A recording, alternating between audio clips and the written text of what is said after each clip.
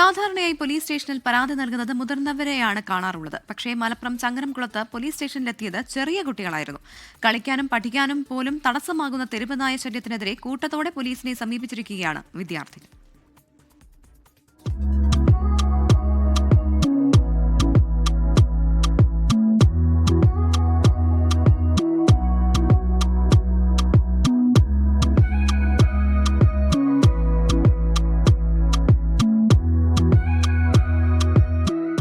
സാറേ, തെരുവുനായ്ക്കൾ ഞങ്ങളെ ആക്രമിക്കുന്നു, സഹായിക്കണം.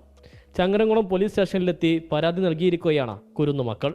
ആലങ്കോട് അവറാൻപടിയിൽ നിന്നുള്ള 8ഓളം വരുന്ന വിദ്യാർത്ഥികൾ 20 സഹപാഠികളോട് ഒപ്പുകൾ ചേർത്ത് തെരുവുനായ ശല്യത്തെക്കുറിച്ചുള്ള പരാതി SHO ഷൈനിന് കൈമാറി. സ്കൂളിലേക്കും കളിക്കാനും പോകാൻ പോലും കഴിയുന്നില്ല, നായ്ക്കൾ വളഞ്ഞിട്ട് ആക്രമിക്കുന്നു എന്നതായിരുന്നു കുട്ടികളുടെ പരാതിയുടെ ഉള്ളടക്കം. ബാല്യത്തിൻ്റെ കളിസ്ഥലം ഇപ്പോൾ ഭീതിയാണ് നിറഞ്ഞിരിക്കുന്നത്. പുറത്തിറങ്ങാൻ പോലും പേടി. എല്ലാം തെരുവുനായ്ക്കൾ കീഴടക്കിയിരിക്കുകയാണ്. ധൈര്യമായി സ്റ്റേഷനിലെത്തിയാണ് അവരുടെ ആശങ്ക തുറന്നു പറഞ്ഞത്.